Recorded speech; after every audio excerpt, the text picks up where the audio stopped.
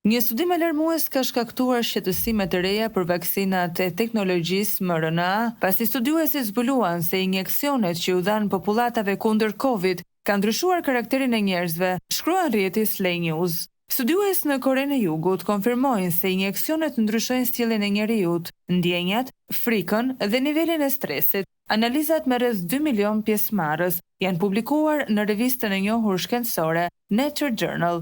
Studimi është drejtuar nga profesor Hong-in Kim i një universiteti në Seul dhe konfirmon se vaksinat janë përgjegjëse për raportimet në rritje të ndryshimit të sjelljes së njerëzve në të gjithë botën 4 vitet e fundit. Në të thuhet se vaksinat kanë shkaktuar manifestime psikiatrike mes të vaksinuarve dhe kjo ka sjellë shtimin madhor të sëmundjeve mendore, teksa pacientët përshkruajnë rritjen e ndjenjave negative të frikës, ankthit dhe depresionit.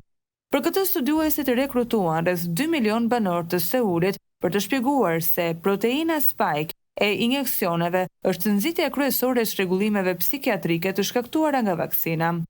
Studimi i sugjeron se neuroinflamacioni i shkaktuar nga proteina spike në tru kontribuon në simptomat psikiatrike si ankthi, depresioni dhe çrregullime të tjera somatoforme, thuhet në dokument.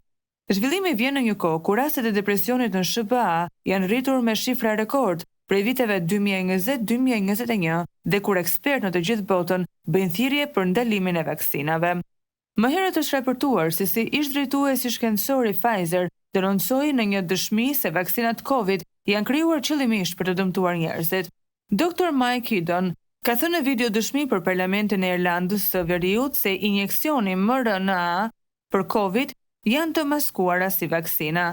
Në hapje të deklaratës së tij, shkencëtari thotë: "Në këto 15 minuta, dua të drejtohem atyre që janë lënduar nga vaksina ose kanë humbur të dashurit e tyre prej saj, si në Irlandë edhe në të gjithë botën.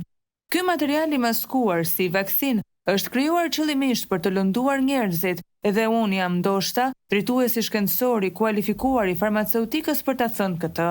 Kam disa sugjerime se çfarë mund të bëjmë për të luftuar këtë krim global që ende vijon."